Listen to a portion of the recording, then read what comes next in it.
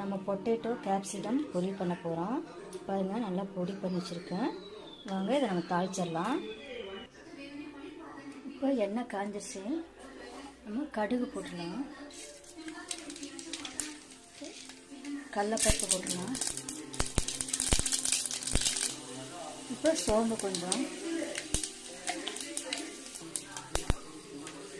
இப்போ வெங்காயம் போட்டுடலாம்.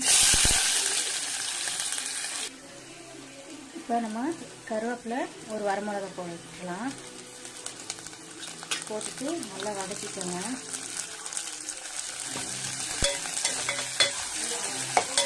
நம்ம உருளைக்கிழங்கு போட்டுடலாம்.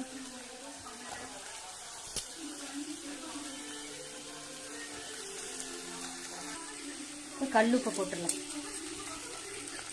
போட்டுட்டு நல்லா கிளறி விடுங்க.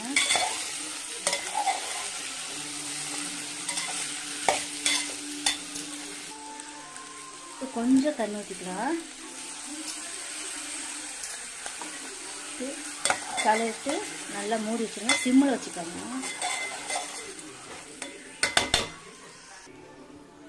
இப்போ ஓப்பன் பண்ணிடலாம்.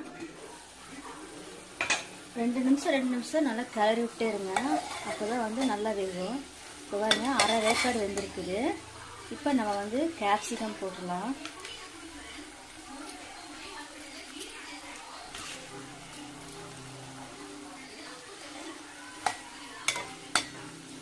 இப்போ மூடி வச்சிடலாம்.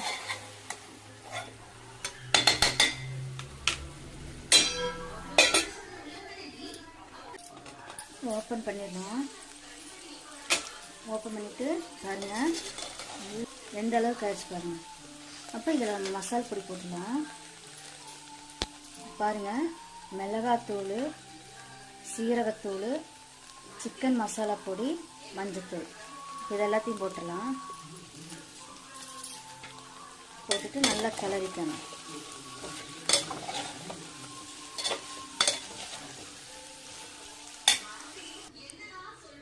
இப்போ நம்ம நல்லா கிளறிட்டோம். ஒரு 2 மினிட்ஸ் மூடி வச்சுக்கலாம். அந்த மசாலா நல்லா உள்ளே இறங்கணும். சரிங்களா?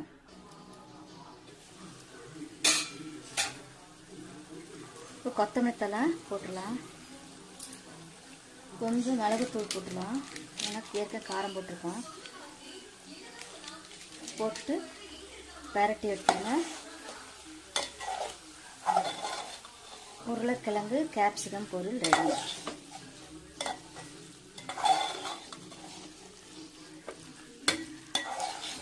பாருங்க, சூப்பராக இருக்கும். நல்லா தயிர் சாதத்துக்குலாம் அவ்வளோ சூப்பராக இருக்கும். ரசத்துக்கு, தயிருக்கு, சாம்பாருக்கு அவ்வளோ சூப்பராக இருக்கும். சரி, நான் ட்ரை பண்ணுங்கள்.